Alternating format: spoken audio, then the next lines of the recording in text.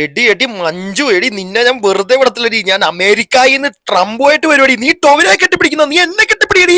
എടാ ടോവിനോ മറ്റവനെ. പണ്ട് ഞാൻ പരിചയപ്പെട്ട സമയത്തുണ്ടായിരുന്ന സൺലൈറ്റിനോട് എനിക്ക് ഇപ്പോഴും നല്ല സ്നേഹമുണ്ട്. ഇപ്പോഴത്തെ സൺലൈറ്റിന് എനിക്ക് മനസ്സിലാവുന്നില്ല.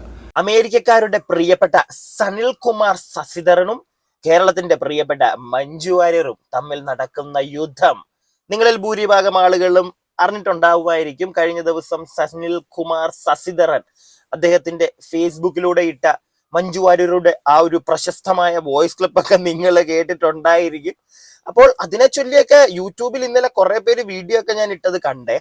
അതിനകത്ത് കുറെ പേരൊക്കെ മഞ്ജു വാര്യരെ വിമർശിക്കുന്നത് കണ്ടു. അതായത് സനിൽ കുമാർ ശശിധരനെ പെടുത്താൻ വേണ്ടി മഞ്ജു വാര്യർ മുൻകൂട്ടി ഇറങ്ങി കളിക്കുന്ന ഒരു ഗെയിമാണ് എന്നൊക്കെ പറഞ്ഞ ഓരോരുത്തരുടെ വീഡിയോ ഞാൻ കണ്ടു. അപ്പൊ ഞാൻ ആലോചിച്ചിടേ, ഇവരാരും ഈ സനിൽ കുമാർ ശശിധരൻ അദ്ദേഹത്തിന്റെ ഫേസ്ബുക്കിലൂടെ ഇട്ട മഞ്ജു വാര്യറുമായിട്ട് ഞാൻ സംസാരിക്കുന്ന എന്ന് പറയുന്ന ആ ഒരു വോയിസ് ഒരു 10 മിനിറ്റ് 12 മിനിറ്റോ സംതിങ് അങ്ങനെ ഉണ്ട്, 18 മിനിറ്റ് അങ്ങനെ ഉണ്ട്.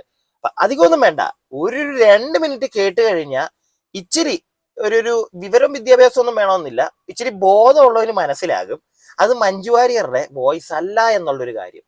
എന്നിട്ട് പോലും മഞ്ജു വാര്യറെ ഈ ഒരു കേസിൽ വിമർശിക്കുന്ന ഒരുപാട് ആളുകളെ ഞാൻ കണ്ടു.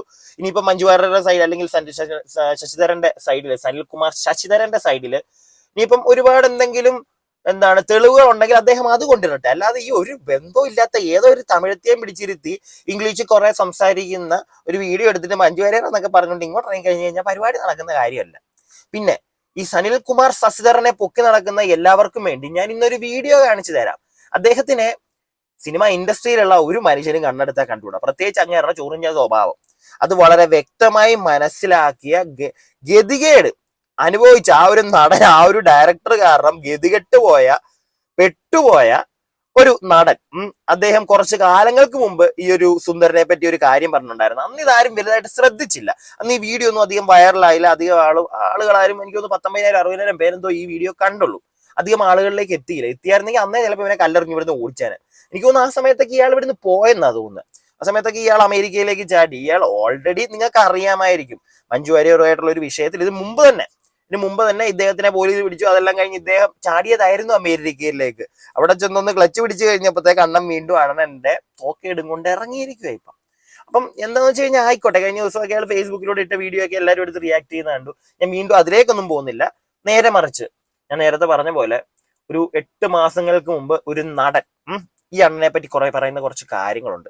അത് ഇപ്പൊ ഒന്ന് കുത്തിപ്പൊക്കണമെന്ന് തോന്നി. അത് കേട്ട് കഴിയുമ്പോൾ നിങ്ങൾക്ക് മനസ്സിലാവും ഇവര് മുഴുപ്രാന്ത്, അങ്ങനെ തന്നെ വേണം പറയാൻ.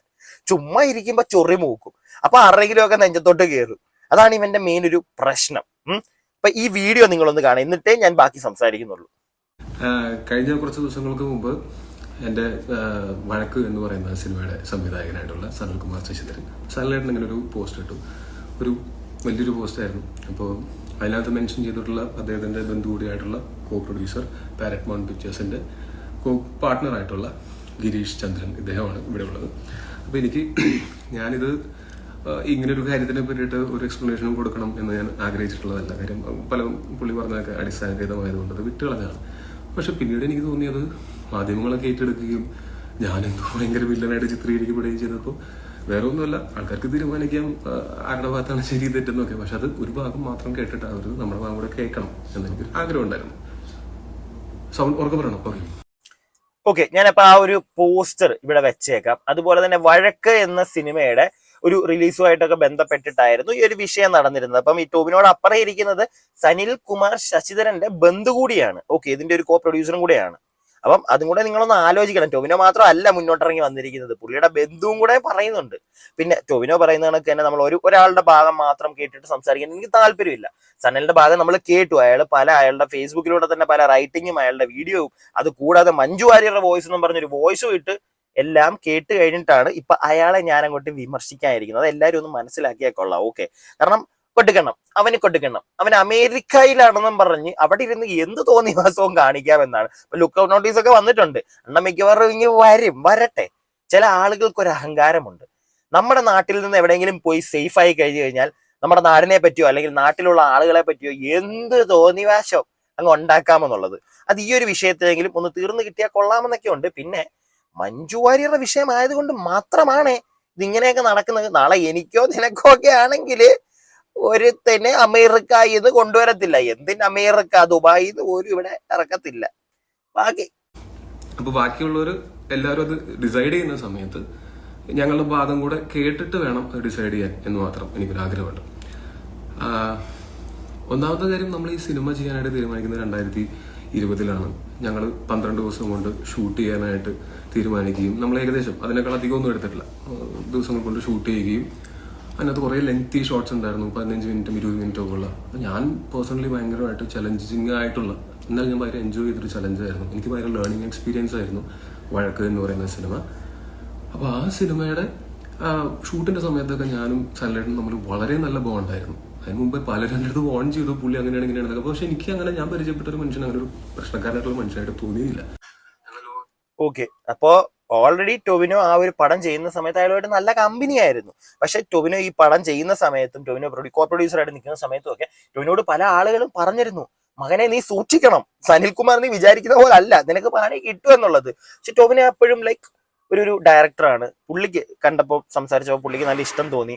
അതിന്റെ പുറത്താണ് ടൊവിനോ ഒരു സപ്പോർട്ടും കൊണ്ട് വന്നത്. പക്ഷെ അത് സത്യം പറഞ്ഞാൽ സനൽകുമാർ മുതലെടുത്തു എന്ന് വേണം നമ്മൾ പറയാൻ.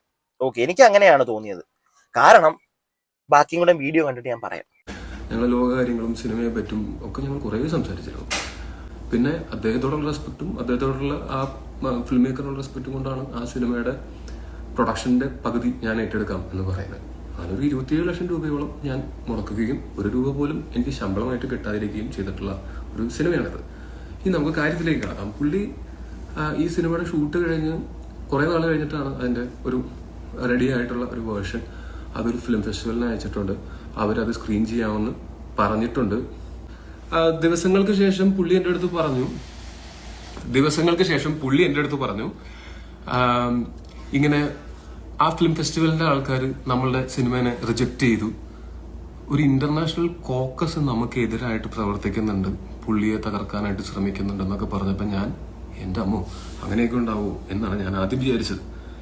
പിന്നീട് പുള്ളി എൻ്റെ അടുത്ത് പറഞ്ഞു ആ സിനിമ പക്ഷെ എന്നാലും നമ്മൾ വേറെ ഫെസ്റ്റിവൽസും കൂടെ വന്നിട്ട് അങ്ങനെ നമുക്ക് ചില ഫെസ്റ്റിവൽസിൽ നമുക്ക് കിട്ടുകയും ചെയ്തു, അപ്പൊ ചില ഫെസ്റ്റിവലുകൾ റിജക്ട് ചെയ്യുകയും ചെയ്തു. അപ്പൊ ഞാൻ മനസ്സിലാക്കിയത് ആ സിനിമയുടെ ഗണത്തിൽപ്പെടുന്ന സിനിമകളെ ആക്സെപ്റ്റ് ചെയ്യുന്ന ഫെസ്റ്റിവൽസും ഉണ്ട്, അല്ലാത്ത ഫെസ്റ്റിവൽസും ഉണ്ട്. ഇപ്പോഴും ഞാൻ വിശ്വസിക്കുന്നു വഴക്ക് നല്ല സിനിമയാണ് എന്നാണ്. ഒരിക്കലും ഞാൻ എൻ്റെ ഒരു സിനിമയും ഡിസോൺ ചെയ്യില്ല. അത് നല്ലതായാലും ചീത്തയായാലും വിജയമായാലും പരാജയമായാലും ഞാൻ എൻ്റെ ഏത് സിനിമയും, ഞാൻ ചെയ്തിട്ടുള്ള സിനിമ ഞാൻ കഥ കേട്ട് ഞാൻ ആ ടീമുമായിട്ട് ഡിസ്കസ് ചെയ്തിട്ട് ചെയ്യാൻ തീരുമാനിച്ചിട്ടുള്ള ഒരു സിനിമയും ഞാൻ ഡിസോൺ ചെയ്യില്ല. അങ്ങനെ പുള്ളി ഇതിനു ശേഷം ഈ വഴക്ക് എന്ന് പറയുന്ന സിനിമ നിങ്ങളൊന്ന് പോയി കണ്ടു കഴിഞ്ഞാൽ നിങ്ങൾക്ക് മനസ്സിലാവും. അതൊക്കെ ലൈക്ക് ഒരു തിയേറ്ററിക്കൽ എക്സ്പീരിയൻസ് ഉള്ള പടമൊന്നുമല്ല. നമ്മൾ തിയേറ്ററിൽ പോയി കഴിഞ്ഞ് കഴിഞ്ഞാൽ എല്ലാവരും ഈ പടം തിയേറ്ററിൽ കാശ് കൊടുത്ത് പോയി കാണുന്ന ഒരു ഗണത്തിലുള്ള ഒരു പടത്തിൽ വരുന്ന ഒരു പടമല്ല, ഒരു സിനിമയല്ല ഈ വഴക്കെന്ന് പറയുന്നത്. ടൊവിനോ പറഞ്ഞത് വളരെ വാലിഡ് ആയിട്ടുള്ള ഒരു പോയിന്റ് ആണ്. ഇത് എന്തിന് അദ്ദേഹം പറഞ്ഞു എന്നുള്ളത് ബാക്കി കൂടെ കേൾക്കുമ്പോൾ നിങ്ങൾക്ക് മനസ്സിലാവും. നമുക്ക് IFFKയിൽ സ്ക്രീൻ ചെയ്യാനായിട്ട് അവസരം കിട്ടി. അപ്പൊ ആ സമയത്തും പുള്ളി പറഞ്ഞു IFFKയിലെ ആൾക്കാരെ തകർക്കാൻ ശ്രമിക്കുകയാണ്, സ്ക്രീനിങ്ങിന് സമ്മതിക്കില്ല, അങ്ങനെയാണ് ഇങ്ങനെയാണെന്നൊക്കെ പറഞ്ഞു. പക്ഷെ IFFKയിൽ അത് സെലക്ട് ചെയ്യുകയും അത് സ്ക്രീൻ ചെയ്യുകയും ചെയ്തു. അന്ന് ഞാൻ അജയന്റെ 2ാം മോഷണം എന്നുള്ള സിനിമയുടെ ഷൂട്ടിന് വേണ്ടിയിട്ട് കാസർഗോഡായിരുന്നു. അവിടെ നിന്ന് ഞാൻ തിരുവനന്തപുരത്ത് വരികയും ഞാൻ ഈ സിനിമയുടെ ഫസ്റ്റ് സ്ക്രീനിങ്ങിന് ആളുകളുടെ കൂടെ ഇരുന്ന് സിനിമ കാണുകയും ചെയ്തതാണ്. അതിനുശേഷം അവിടെ നിറച്ച ആളുണ്ടായിരുന്നു വഴക്ക് കാണാനായിട്ട്, പുറത്ത് തിയേറ്ററിന് പുറത്ത് വഴക്കെന്നൊക്കെ പറഞ്ഞിട്ട്. അങ്ങനെയൊക്കെ ഭയങ്കരമായിട്ട് ആൾക്കാരത് ഇഷ്ടപ്പെടുകയും ഞാൻ അവരുടെ ആൾക്കാരോട്ട് സംവദിച്ചതാണ് അന്നത്തെ ദിവസം ഈ സിനിമയെ പറ്റിയിട്ട്. അതിനുശേഷം പുള്ളി എൻ്റെ അടുത്ത് വിളിച്ച് പറഞ്ഞു നമുക്കത് തിയേറ്ററിൽ റിലീസ് ചെയ്യാം എന്ന് പറഞ്ഞു. അപ്പൊ ഞാൻ പറഞ്ഞു ചേട്ടാ ഞാൻ ഒരിക്കലും തിയേറ്ററിൽ റിലീസിന് എതിര് നിൽക്കില്ല. കാര്യം വെച്ചാൽ പുള്ളി പറഞ്ഞത് വേറെ ഒരാളെ കൊണ്ടുവന്നിട്ട് അയാളെ കൊണ്ട് ഇൻവെസ്റ്റ് ചെയ്യിച്ചിട്ട് നമുക്ക് റിലീസ് ചെയ്യാം, അതിന്റെ റിസ്ക് അവരുടെ അടുത്തോട്ട് എന്ന് പറയുന്ന സമയത്ത് എനിക്കതൊരു ഒരാളെയും കൂടി ഇതിനകത്തേക്ക് കൊണ്ടുവന്ന് അവരെ കൊണ്ട് റിസ്ക് എടുപ്പിച്ചിട്ട്, കാര്യം ഇത് പുള്ളി അന്ന് ആ തിയേറ്ററിൽ IFFKക്ക് വരുന്ന ഓഡിയൻസ് എന്ന് പറയുന്നത് അക്കാഡമിക് നിലവാരമുള്ള സിനിമകൾ, അങ്ങനെയുള്ള സിനിമകൾ എൻജോയ് ചെയ്യാൻ വേണ്ടിയിട്ട് വരുന്ന ആൾക്കാരാണ്. ഈ സനൽകുമാർ ശശിധരന്റെ ഒരു സ്വഭാവം എന്താണെന്ന് ഈ ഒരു പോർഷൻ നിങ്ങൾക്ക് മനസ്സിലായല്ലോ. അവന് കൂടുതൽ ആളുകളെ എങ്ങനെയെങ്കിലും പെടുത്തണം. ഓൾറെഡി അതൊരു അവാർഡ് വിന്നിങ് അങ്ങനത്തെ ഒരു കാറ്റഗറി ഓഫ് മൂവിയാണ്. അത് തിയേറ്ററിൽ കൊണ്ടുപോയി ഇറക്കാൻ കുറച്ച് പാടാണ്. ഇറക്കിയാലും വിജയിക്കാൻ ചാൻസ് കുറവാണ്. അത് ടൊവിനോയ്ക്ക് അറിയാം. അതോടൊപ്പം ഒരു ഡയറക്ടർക്ക് അറിയത്തില്ലേ? അവനറിയാം. എന്നിട്ട് അവൻ പറയുന്നത് നമുക്ക് വേറൊരാളെ ഇൻവെസ്റ്ററെ കൊണ്ടുവരാൻ, എന്നിട്ട് റിസ്ക് അവരെ എടുത്തോട്ടെ എന്ന്. അപ്പൊ അവന്റെ ഒരു മെന്റാലിറ്റി നിങ്ങളൊന്ന് ആലോചിക്കണം. എങ്ങനെയെങ്കിലും അങ്ങോട്ട് കൊടുക്കുക, ഇരുത്തി കൊടുക്കുക ആളുകൾക്ക്. ഇതാണ് അവന്റെ ഒരു പരിപാടി. ഇനി കുറച്ച് പോർഷൻസും കൂടെ ഞാൻ നിങ്ങളെ കേൾപ്പിക്കാം, അത്രയും മതി. ബാക്കി ഞാൻ നിങ്ങൾക്ക് പറഞ്ഞു തരാം. കാരണം വേറൊന്നുമല്ല, ഇതിനകത്ത് കുറച്ച് കാര്യങ്ങളും കൂടെ നമുക്ക് ഇൻക്ലൂഡ് ചെയ്യാനുണ്ട്. ബാക്കി കേൾക്കും എന്തായാലും. അവര് അത്രയും താല്പര്യത്തോടെ അത് കണ്ടു എന്ന് വിചാരിച്ചിട്ട് നമ്മളിതൊരു വൈഡ് റിലീസ് ഒക്കെ ചെയ്തിട്ട് ഫസ്റ്റ് ഡേ ഫസ്റ്റ് ഷോ ആൾക്കാർ തിക്കിത്തള്ളി കയറുന്ന ഒരു സിനിമ ആയിരിക്കില്ല എന്നുള്ള ബോധ്യം എനിക്കുണ്ട്. കാര്യം നമ്മൾ ഓരോ സിനിമയും ചെയ്യുന്ന സമയത്ത് ആ സിനിമയുടെ ഓഡിയൻസ് എന്താണ് എന്ന് ചിന്തിക്കുന്നതാണ്. അപ്പൊ ഇതിന്റെ ഓഡിയൻസ് എന്ന് പറയുന്നത് കുറച്ചും കൂടെ ഭയങ്കര മൂവി ബഫ്സും അങ്ങനത്തെ എന്തൂസിയാസ്റ്റും ആയിട്ടുള്ള ആൾക്കാരാണ് ഈ സിനിമ എൻജോയ് ചെയ്യാൻ പോകുന്നത്. അപ്പൊ ഞാൻ പുള്ളിയുടെ അടുത്ത് പറഞ്ഞു, പുള്ളി അത് മിസ്ഇന്റർപ്രറ്റ് ചെയ്തിട്ടാണ് ആ പോസ്റ്ററിൽ എഴുതിയിരിക്കുന്നത്. പക്ഷെ ആ വോയിസ് ക്ലിപ്പൊക്കെ എന്റെ ഇപ്പോഴും കിടപ്പുണ്ട്. അപ്പൊ എനി ഡേ ആർക്ക് വേണമെങ്കിലും അത് ഞാൻ കേൾപ്പിച്ചു തരാം. പിന്നെ ഞാനും ഈ ഗിരീഷ് ഏട്ടനുമാണ് ഇതിനകത്ത് ഫണ്ട് മുടക്കിയിരിക്കുന്ന ആൾക്കാർ. ഞാനൊരു 27 ലക്ഷം മുടക്കിയിട്ടുണ്ട്, പുള്ളി ഒരു 27 ലക്ഷം മുടക്കിയിട്ടുണ്ട്. സനലേട്ടന് 0 ഇൻവെസ്റ്റ്മെന്റ് ആണ്. പുള്ളി പലതവണയായിട്ട് ശമ്പളമായിട്ട് മേടിച്ചിട്ടുണ്ട്. IFFK സ്ക്രീൻ ചെയ്തപ്പോൾ കിട്ടിയ എമൗണ്ട് ഞങ്ങളത് എവിടെയാണെന്ന് ചോദിച്ചിട്ടില്ല, അതും പുള്ളി തന്നെയാണ് ഉപയോഗിച്ചിട്ടുള്ളത്. ഇതിലൊന്നും എനിക്കൊരു പരാതിയില്ല, കാര്യം പുള്ളിക്കും ജീവിച്ചു പോകാൻ പൈസ വേണം ഞാൻ മനസ്സിലാക്കുന്നു. പിന്നെ ഇത് ഫാക്ടുകൾ നിങ്ങളോട് പറയുക എന്നുള്ളത് മാത്രമേ എനിക്ക് ഉദ്ദേശമുള്ളൂ. പുള്ളി എന്നോട് ചെയ്ത പോലെ പുള്ളിയുടെ ക്യാരക്ടർ അസാസിനേഷൻ എന്റെ കാര്യമേ അല്ല. എനിക്കിപ്പോഴും പുള്ളിയോട് as a film maker respect ഉണ്ട്, പുള്ളി ചെയ്ത സിനിമയോട് ഇഷ്ടമുണ്ട്. പണ്ട് ഞാൻ പരിചയപ്പെട്ട സമയത്തുണ്ടായിരുന്ന സനലേട്ടനോട് എനിക്കിപ്പോഴും നല്ല സ്നേഹമുണ്ട്. ഇപ്പോഴത്തെ സനലേട്ടന് എനിക്ക് മനസ്സിലായിട്ടോ ചായ വേറൊന്നും അല്ല. ഇപ്പോഴത്തെ ശശിധരൻ ചേട്ടന് ഭ്രാന്തായി, മുതു ചേട്ടന് പടമെടുത്തും മഞ്ജു വാര്യരുടെ പുറകെ നടന്നും ഒക്കെ ചേട്ടന് ഭ്രാന്തായി, അത്രേ ഉള്ളൂ. ഇല്ലെങ്കിൽ നിങ്ങളൊന്ന് ആലോചിച്ച് നോക്കൂ, IFFK പോയപ്പം കിട്ടിയ പണം വരെ പ്രൊഡ്യൂസർമാർക്ക് കിട്ടിയിട്ടില്ല, അതും അണ്ണൻ എടുത്തു. എന്നിട്ട് അവന് ഇവരോട് ദേഷ്യം, വേറൊന്നുമല്ല ദേഷ്യം.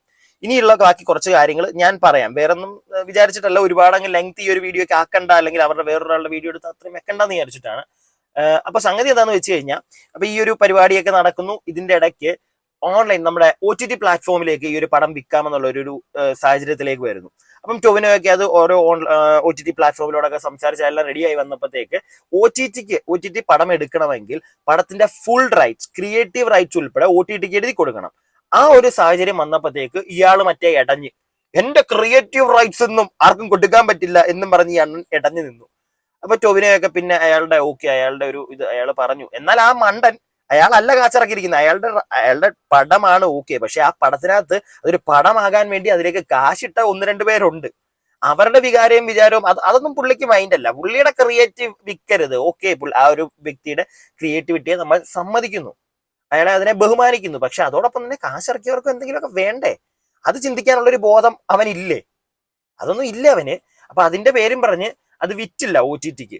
അപ്പൊ ആദ്യമേ അത് വിൽക്കാതിരുന്നു. കുറച്ച് കഴിഞ്ഞപ്പോഴത്തേക്ക് ഇയാൾ വീണ്ടും ടൊവിനോ എടുക്കുമെന്ന് പറഞ്ഞില്ല, നമുക്കത് വിൽക്കാന്നൊക്കെ പറഞ്ഞു. പിന്നെയും അത് റെഡിയായി വന്നപ്പോഴാണ് പിന്നെ ഇവൻ ഉഴപ്പി തല്ലി ഇവൻ പോയി. ലാസ്റ്റ് അവൻ അതെടുത്ത് ഇവരോട് ചോദിക്കാതെ അവനെടുത്ത് യൂട്യൂബിൽ അങ്ങിട്ട്, അവന്റെ സ്ഥിരം പരിപാടിയാണ്. ഇപ്പൊ മഞ്ജു വാര്യരുടെ പടവും കഴിഞ്ഞ ദിവസം അവൻ യൂട്യൂബിൽ ഇടുകയാണ്. അവൻ എന്ത് തോന്നുന്നു അവൻ അപ്പൊ തന്നെ അവൻ അതങ്ങ് ചെയ്യും. എന്നാൽ അതിന്റെ പുറകിലെ ബാക്കിയുള്ള ആളുകളുടെ കഷ്ടപ്പാടൊന്നും അതൊന്നും മൈൻഡ് അല്ല അവന്. അവനെ വെച്ച് ഒരു ഡയറക്ടറാണ് എല്ലാം ഒരു പടത്തില്. അവൻ ഒറ്റയ്ക്ക് മതി ഒരു സിനിമ ഡയറക്ട് ചെയ്ത് കാശ് മുറക്കി സെറ്റ് അഭിനയിച്ച് മറ്റേ ആ ഒരു മോഡാ അവൻ. അങ്ങനെയാണെങ്കിൽ നീ ഒറ്റയ്ക്ക് ചെയ്താൽ മതി. നീ എന്തിനാ ഈ ടൊവിനോയും മഞ്ജുവിനെയൊക്കെ വിളിച്ചു വരുത്തി ഓരോന്നും ചെയ്യിപ്പിക്കുന്നത്? എന്നിട്ട് അവന്റെ കാട്ടായം ചെയ്ത. അപ്പൊ ടൊവിനോയ്ക്കൊക്കെ അതിനുശേഷം ഇവനൊരു പോസ്റ്റർ ഇട്ടു. ടൊവിനോയൊക്കെ ഞാൻ ആദ്യമേ തന്നെ ആ പോസ്റ്റർ വെക്കാം, വേണമെങ്കിൽ ഒന്നുകൂടെ ഇവിടെ വെച്ചേക്കാം. ആ പോസ്റ്റർ വായിച്ചു കഴിഞ്ഞാൽ നിങ്ങൾക്ക് മനസ്സിലാവും. അതിനകത്ത് അവൻ പറഞ്ഞിരിക്കുന്ന ടൊവിനോയൊക്കെ എന്തോ അവനെ തകർക്കാൻ ശ്രമിച്ചു. എന്ത് വാഴയ്ക്ക് അവൻ പറഞ്ഞത് ഞാൻ ആലോചിച്ചു. സത്യം പറഞ്ഞു കഴിഞ്ഞാൽ നിങ്ങളൊന്ന് വായിച്ചു നോക്കൂ ഇത്. ഞാൻ വീണ്ടും ഇവിടെ നിന്ന് ഇനി വായിക്കാൻ നിൽക്കുന്നില്ല, സമയം കൂട്ടുന്നില്ല. അതിനകത്ത് വ്യക്തമായിട്ട് അവൻ എഴുതി വെച്ചിരിക്കുക, ടൊവിനോയൊക്കെ തകർക്കുന്നു, ടൊവിനോയൊക്കെ അതിന് കൂട്ടു നിൽക്കുന്നു ടൊവിനോയൊക്കെ അതിനൊന്ന്. ടൊവിനോ കാശ് മുടക്കി എടുത്ത ഒരു പടം 10-27 ലക്ഷം രൂപ, അത് നഷ്ടം വരാനായിട്ട് ഏതെങ്കിലും ഒരുത്തൻ കാശിറക്കി ഏതെങ്കിലും ഒരുത്തൻ ശ്രമിക്കുവോ? അത്രയൊന്നും ആലോചിച്ചാൽ പോരെ ഈ വിവരം കെട്ട ശശികുമാർ ശശിധര, നീ ഇത്രയും പൊട്ടനായി പോകരുത്. പറയുന്ന കാര്യങ്ങൾ ജനങ്ങൾ മനസ്സിലാക്കി നിന്റെ കൂടെ നിൽക്കണമെങ്കിൽ നീ പറയുന്നതിനകത്ത് എന്തെങ്കിലും ഒരു വ്യക്തത ഉണ്ടാവണം. ഇത് കാശ് മുടക്കിയവർ തന്നെ സിനിമ മുടക്കാൻ ശ്രമിക്കുന്നു എന്നൊക്കെ പറഞ്ഞു കഴിഞ്ഞു കഴിഞ്ഞാൽ വിശ്വസിക്കാൻ ഞങ്ങൾക്ക് ഇത്തിരി ബുദ്ധിമുട്ടുണ്ട്. ഞാനിപ്പോ ഈ ഒരു സാധനം പൊക്കിയെടുത്തോണ്ട് വരാൻ കാരണം സനൽകുമാർ ശശിധരന്റെ ഏകദേശം ഒരു ക്യാരക്ടർ ഇങ്ങനെയാണ്. ഒരു ഇച്ചിരി തലയ്ക്കകത്ത് എവിടെ ഒരു ലൂസുള്ള അങ്ങനെയൊക്കെ നമുക്ക് തോന്നിക്കുന്ന ഒരു ക്യാരക്ടർ. സോ അയാൾ പറയുന്നതിനകത്തും അത് ഒന്നും വേണ്ട. മഞ്ജു വാര്യരുടെ വോയിസ് എന്നും പറഞ്ഞ അയാൾ കൊണ്ടിട്ടിരിക്കുന്ന വോയിസ് ഒന്ന് കേട്ടാൽ മതി, നിങ്ങൾക്ക് എല്ലാവർക്കും മനസ്സിലാവും. അവന്റെ ഒരു സോക്കേട് അത്രേ ഉള്ളൂ. അല്ലാതെ ഈ ഒരു വിഷയം വലിയ രീതിയിൽ ഡിസ്കസ് ചെയ്ത് മഞ്ജു വാര്യരെ പിടിച്ച് ഏറെ കേട്ടാലും മാത്രമുള്ള ഉണ്ടെന്ന് എനിക്ക് തോന്നുന്നില്ല. എന്റെ ഒരു പെർസ്പെക്റ്റീവായത്. അവൻ ഒരുത്തൻ അവർക്കെതിരെ ഒരു അലിഗേഷൻ ഉയർത്തുമ്പോൾ എന്തെങ്കിലും തെളിവ് വേണ്ട, പോട്ടെ, ഈ തെളിവ് കൊണ്ട് കാണിക്കുന്നതും ഫേക്ക് ആയിട്ട് ജനങ്ങളെ മണ്ടന്മാരാക്കുന്ന ഒരു തെളിവും കൊണ്ടൊക്കെ വന്നു കഴിഞ്ഞാൽ അവനെ സപ്പോർട്ട് ചെയ്യണമെന്നാണോ? എനിക്ക് പറ്റില്ല. എൻ്റെ ഒരു പെർസ്പെക്റ്റീവിൽ എനിക്കത് സാധിക്കില്ല. അവൻ ഒരു തെളിവും കൊണ്ടുവരാതെ ഒരു ആലിഗേഷൻ ഉയർത്തിയിരുന്നെങ്കിലും നമ്മൾ പിന്നെയും അവന്റെ ഭാഗം കേൾക്കാനായിട്ട് ചെന്നേനെ. ഇത് കൊണ്ടിറക്കുന്നതും കള്ളത്തരം. അതിന് മുമ്പുള്ള ടൊവിനോ തന്നെ പറയുന്നത് കേട്ടല്ലോ, സിനിമയിലുള്ള ആളുകൾ പലരും പറഞ്ഞിരുന്നു പിന്നെ ഇങ്ങനത്തെ ഒരു ചൊറിഞ്ഞ സ്വഭാവം ഉള്ളതാണെന്ന്. എനിക്ക് അതുകൊണ്ട് തന്നെ ഈ ഒരു വിഷയത്തിൽ എനിക്ക് മനസ്സിലായത് ഇവന്റെ കയ്യിൽ മാത്രമാണ് തെറ്റ്.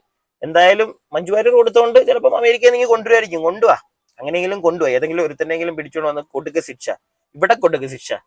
ഇതാണ് എൻ്റെ ഒരു അഭിപ്രായം ഈ ഒരു വിഷയത്തിൽ. നിങ്ങളുടെ അഭിപ്രായങ്ങൾ താഴെ കമന്റ് ബോക്സിൽ എന്താണെങ്കിലും പറയുക. വീഡിയോ ഇഷ്ടപ്പെട്ടിട്ടുണ്ടെങ്കിൽ ലൈക്ക് ചെയ്യുക. സബ്സ്ക്രൈബ് ചെയ്യാതെ കാണുന്നവർ സബ്സ്ക്രൈബ് ചെയ്യാൻ മാത്രം മറക്കരുത് കേട്ടോ. ഞാൻ വീണ്ടും പറയുക അത്.